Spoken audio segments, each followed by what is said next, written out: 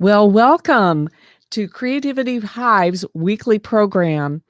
We have a passion to help budding videographers achieve massive editing skills through one-on-one teaching and live group coaching. My name is Miriam Haugen. I'm one of the founders of Creativity-Hive. We have a passion to serve, and we want you to have incredible impact through the power of video. Today, I have the pleasure of speaking with Will Henley, the founder of Will Henley Digital.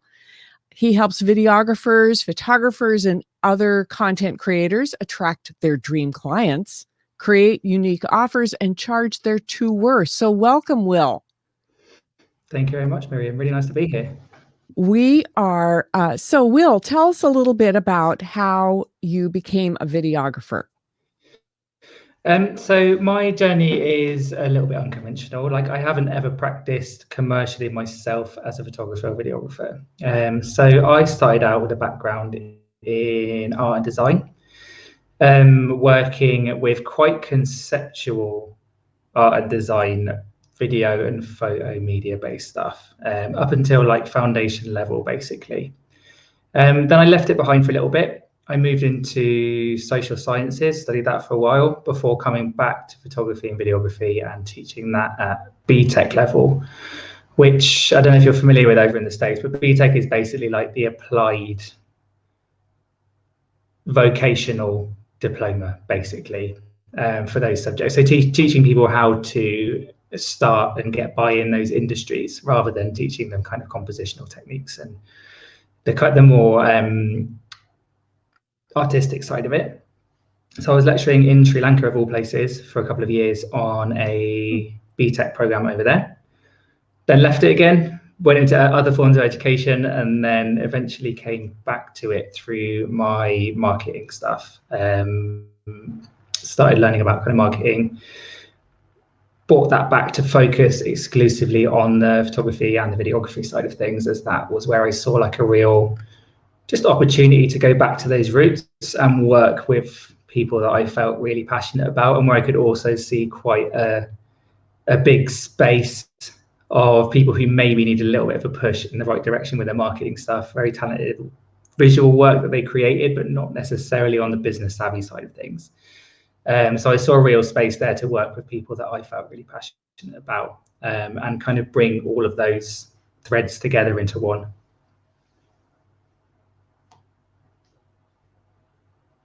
All right. So what kind of projects do you find yourself focusing on? Is there a particular industry that you are working with? So it's interesting, actually. I've naturally started to gravitate towards people who work with, so I work with specifically business to business photographers and videographers. I find that my background, again, in social science and the kind of analytical side of things and marketing, like, it lends me more to the business strategy and analytics side of things. So I've worked a lot with media businesses that work in hospitality, has been quite a common one. Architecture and interiors has also been quite a common one. Generally, people that take footage more of business environments, spaces and things, I find that they have been the people that are most aligned with me personally somehow, and I kind of magnetized on my own journey. So like, I haven't really gelled that well with people who like to make very artistic things of like fashion and lifestyle, for example. Don't know why, but they're not my people. And so I've kind of moved more towards people that take footage of things and spaces, and some creative stuff involving people, but where that's not the main focus. So yeah, that's kind of my niche, basically. I think, you need to go where your passion lies as much as one can, right? And if you don't connect with a certain group of people, yeah. then and I think like it's not the place to go. Exactly. I think like I said, it kind of happens without you even thinking about it. I think you do just attract the people that are most like you. And it turns out that people who take footage of inanimate objects are more like me than people who get into the more lifestyle stuff. That's just the way it's panned out, and I'm quite happy with it. And I like to work with those people. I have a good, close working relationship with all of my clients. So yeah, you just kind of end up magnetizing the people that think and behave in the same way that you do at the end of the day, I think. So what advice do you have for budding videographers, particularly for how to attract their dream clients? Okay, so I think as a starting point, it's kind of useful to think about a lot of the typical issues that video and photo businesses have and kind of how they come about initially. So a massive one is a lot of them are very sort of referral based, very word of mouth based. Often it's kind of you get your first projects, you get your first gigs through a friend of a friend of a friend, and it snowballs from there, and you build like an amazing network, basically, of word of mouth referrals. And that's brilliant, but it doesn't really give you much control over who you want to work with, the kind of projects that you want to do. So a lot of people are kind of working with, they're busy, but they're not necessarily in control of the projects that they're doing. And they've never really had to think about actually who it is they want to work with, who they don't want to work with, and often don't feel like they necessarily have like a lot of choice in what it is that they do. So that as a starting point takes some working with. And it's, I think, the first kind of tip or the first step really of the process is really to like not be afraid to narrow down, not be afraid to make some difficult choices, not be afraid to say, okay, I like working with this kind of person, like I just did. Like I'm more attracted to people that take photos of things and people, and just be like, that's fine. I'm not going to approach fashion photographers anymore, or I'm not going to approach people who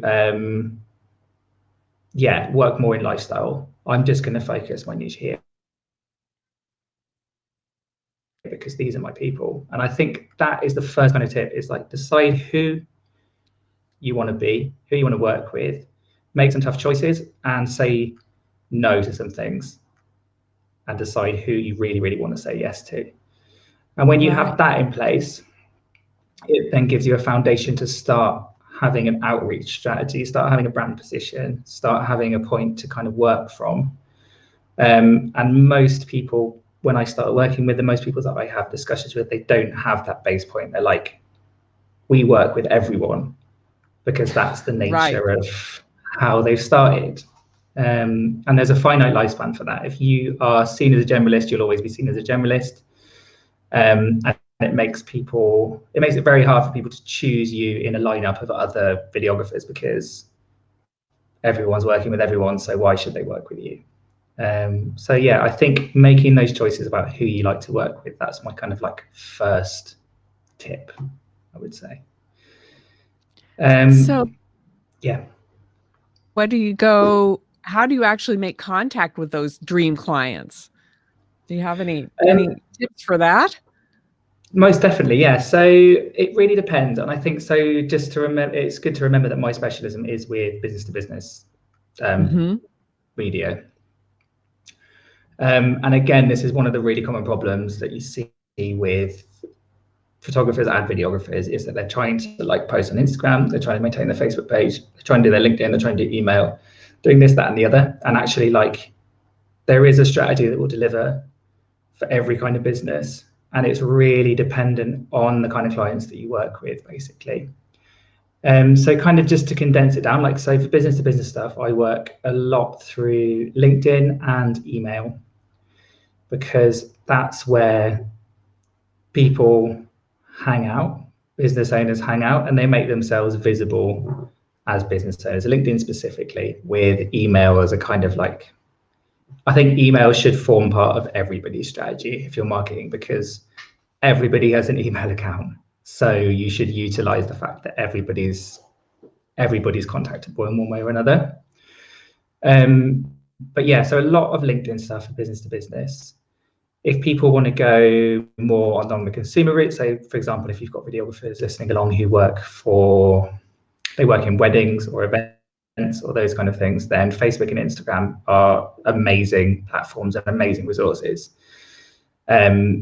because people are on them and they're scrolling and they're engaged and they're more likely to come across you, well, not come across you, with targeted ads and that kind of thing. They're more likely to see you than they are on a platform like LinkedIn, where people aren't there to scroll. Right. No. But it's really about making sure you know which platform's going to deliver the best for who you're trying to talk to. And yeah, in a kind of nutshell, really, like if you're business to business, look at LinkedIn first, get that going really, really well, and then build in other strategies around it. Google Ads also work well for business to business, but like not as the main strategy. If you're a consumer, look at Facebook and Instagram, and then look at building Google Ads around that, and use email, whatever the hell you're doing, basically. Right. Collecting those email addresses. One of the things, tips that I gained from, from various people that I follow is that you have control of your email list. In social media platforms, that you don't own that platform. So what Facebook, for instance, decides to show to people, you don't have control over that.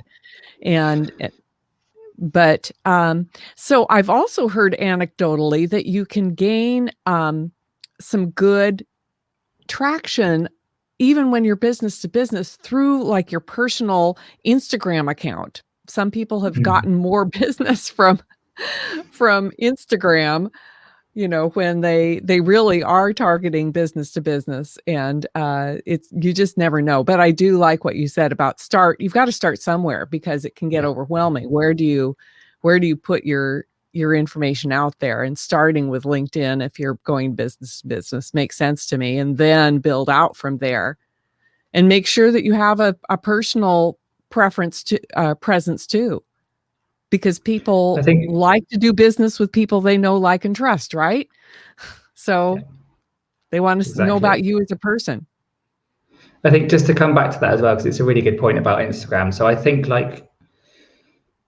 so a lot of the people who come to me have got a really good Instagram strategy. The problem with Instagram going business to business is you don't have control over who you're talking to. You don't know who you're talking to within the brand. You don't know which level. You could be talking to an intern, or you could be talking to the director of marketing. You don't know what size of company. There's so many unknown variables. And so what we do is work a lot with LinkedIn premium platforms, because you can then actually choose company size from owner down to entry level positions, and you can get really needle sharp in terms of who you're talking to. So I do think having that Instagram presence is really, really important, and it does get you a certain amount of the way. But a lot of the people who want to kind of get up a level in what they're doing have made that move to incorporating LinkedIn as well. And there was another point that I thought of as you were speaking about the personal element, and that this is all done through the LinkedIn personal profile. So a lot of people go through and they spend a lot of time on the LinkedIn business page. Just create that and leave it, basically, if you're using the platform. And like you said, it's know, like, and trust. People buy from people, and people relate to other people. So I have my Facebook, LinkedIn business page as a placeholder, basically, and all of my connecting goes through the personal profile. One more point I thought of while you were talking also is the algorithms. Like you said, it's a nightmare on social media, and you don't have control over the algorithms. And with a lot of platforms, they change the rules all the time to keep people guessing, and to keep you guessing, basically. But I would recommend getting over that kind of, it's often a mindset thing, but the fear of going directly to people's inboxes in the right way is really, really powerful on any platform. All of my results pretty much come through direct marketing rather than content marketing. And I think it's worth going direct before you start thinking about content strategy, whether this is on Instagram, LinkedIn, Facebook, wherever that is. Content is ultimately a long-term play. Inboxes are there, and you do have control over that. And if you do it in the right way, you can get in front of people, and you're not going in people's inboxes to pitch them right away, but building relationships directly with people and getting right in front of their eyes is that's one thing you do have control over, is your social inbox. So I think it's really worth capitalizing on that. So when you say direct, you're talking about that direct messaging. Is that what you're talking about? And email? Yeah, 100%. So for me, the way I set up strategies for my clients is really like go direct to people's inboxes really on social for the most part. Have a social content strategy on that platform to make sure that you're still visible. And then also have a kind of direct content distribution strategy. So sending content, offering people content to their inboxes and using that to collect email addresses, and then building your email list out that way. But it all starts with direct in terms of what I do.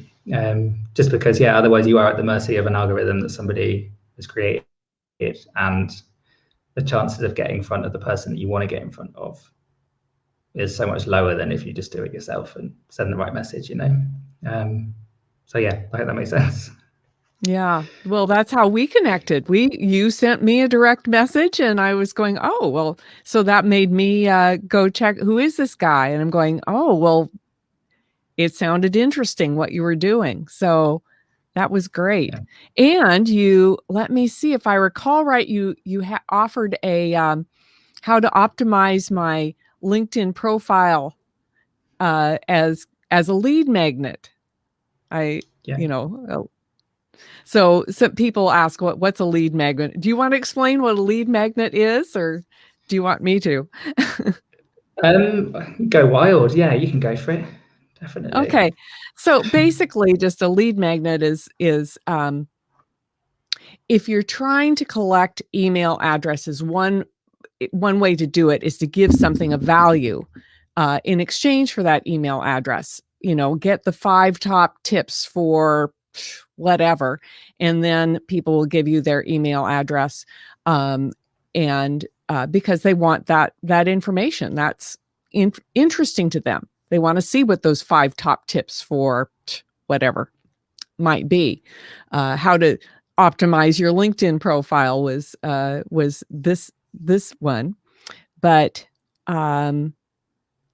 I and does that work as well with business to business as it does, with consumers?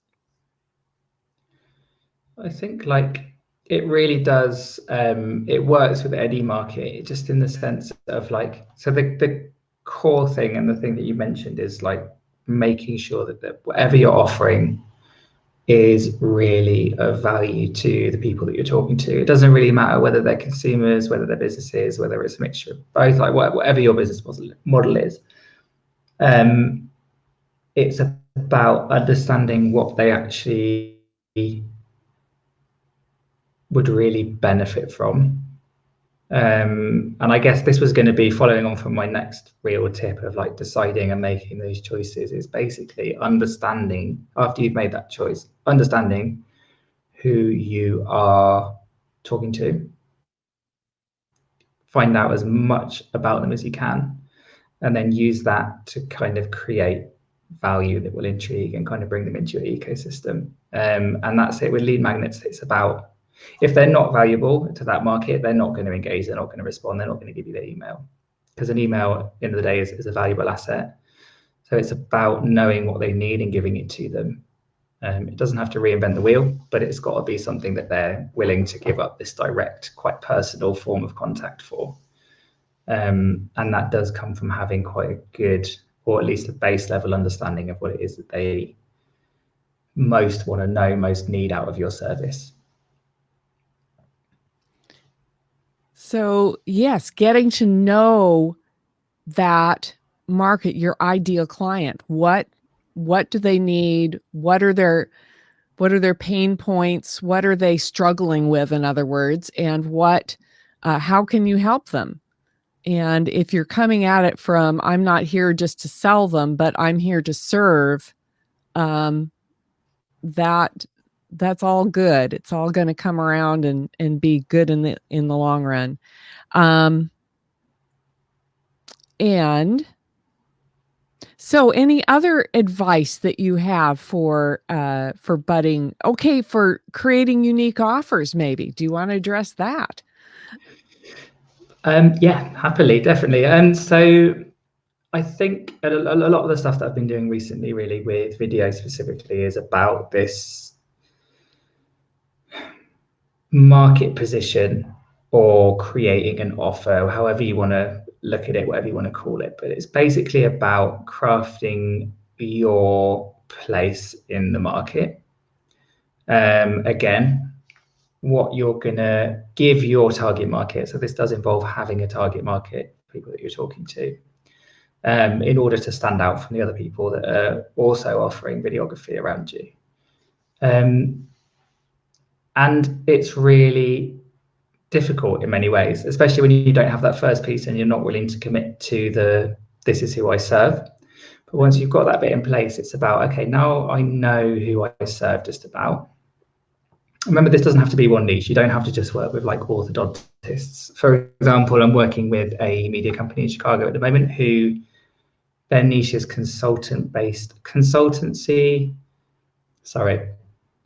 service-based businesses with a consultation-based sales process, right? So it's fine. That's dentists, it's orthodontists, it's lawyers, it's real estate. There's a lot of people who do have that business model. And what we're working on with them then is a kind of strategic content offer. And this is something that people are not really doing in terms of where they're pitching content at the moment and where they're offering content at the moment. So like most videographers, most business to business content based businesses will offer business content for social media. And that's where it stops. So you're offering basically top of funnel marketing content. So stuff that people are going to see online, or maybe they'll have like an about me video, which will go on the website. But it's not very unique. It's not very kind of eye-catching or attractive. There's nothing to differentiate, again, what one business does from what another business is offering. So what we've been doing with this company in Chicago is working on a content package, and it's new for them, but it's more focused on the sales process and the consultation process and incorporating strategic content into the sales process. To have a different kind of conversation. So we're not talking about, hey, do you need content for your social media? Like, hey, actually, do you want to close more sales with content?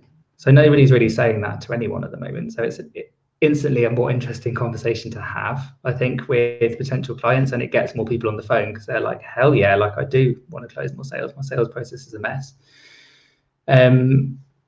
It's strategic rather than just sort of general. And it's also much easier through being strategic to create like a stronger connection between the content and the ROI, like the investment on that content. And it works really well with that business model, basically. So we're incorporating certain videos into certain parts. For example, before they have their first meeting with a potential client, there's a certain type of video that client watches that deals with possible questions, possible objections, and builds real trust with the salesperson before they even have any consultation. And it's huge, basically. It's a very like unique market position. It's very desirable to businesses because every business pretty much wants to have more people that are at the kind of like, should I buy, shouldn't I buy stage to actually take that step over the line. It's much easier to measure the investment, the ROI, return on investment. And yeah, it's unique. It's a different conversation. So like I said, like most people are like, hey, do you need content for your social media? Every business needs high quality content. Okay. It's not really a sales pitch. It's not really a unique offer, but it's like, hey, look, do you want some strategic content that's going to help you actually sell 50% more of your product or service in the next 1 to 2 months? That's suddenly a really interesting conversation to have, a really unique offer in the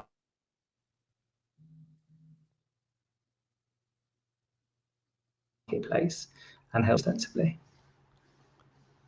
So, and having social proof for that, if you can say, I've helped these other people and this is what the increase in their business that they saw, that's powerful. So how do you Definitely. do you offer consultation? How do you help people normally? So I've kind of gone through a transition in the last year, basically. So I used to be very hands-on, basically a VA slash contractor coming in and doing all of the marketing for a company. But now I'm working more in the coaching space, done with you space, helping people implement it in their own businesses. So it takes a number of different forms. Like, I work with people in different ways because ultimately there's different bands within it, but no business is it's not identical. So I have different ways that I work with people, but it's in a consultant role. So it's more kind of helping people to learn the things that I know, plug and play the bits that they can, adapt bits that need adapting together, and then gives them something that they can then sustainably use in their own business moving forward. It's more scalable for me in my own business model, and I actually enjoy it in a lot of ways more just because of the educational background as well, to be able to kind of teach and coach and see people put those things into action themselves is really satisfying. So yeah, that's kind of the way I work with people at the moment. Awesome. So if people want to connect with you, what's the best way to do that? So my LinkedIn is obviously a really great place to connect with me as well. You can find me on there, Will Henley. I'm based in Berlin at the moment, geographically. Also, I run a Facebook community, which is for photographers, videographers, content creators working B2B, which is called the 5-Figure Client Club. So you can find that on Facebook and get involved there as well with the conversations that are happening. Yeah, through my socials, that's basically where you get at me. LinkedIn is where I'm most active, definitely, and then this Facebook group as well. But yeah, I'm always happy to hear from people. Wonderful. Wonderful. Well, I thank you for giving us some valuable information, Will. It's been really great getting to know you. And to our audience, if you'd like to join the Creativity-Hive community, we do have a Facebook group, and this is a great place to join and share ideas, know when we're going live again, gain valuable tips. And if you're interested in joining us, just comment below and I will send you an invitation.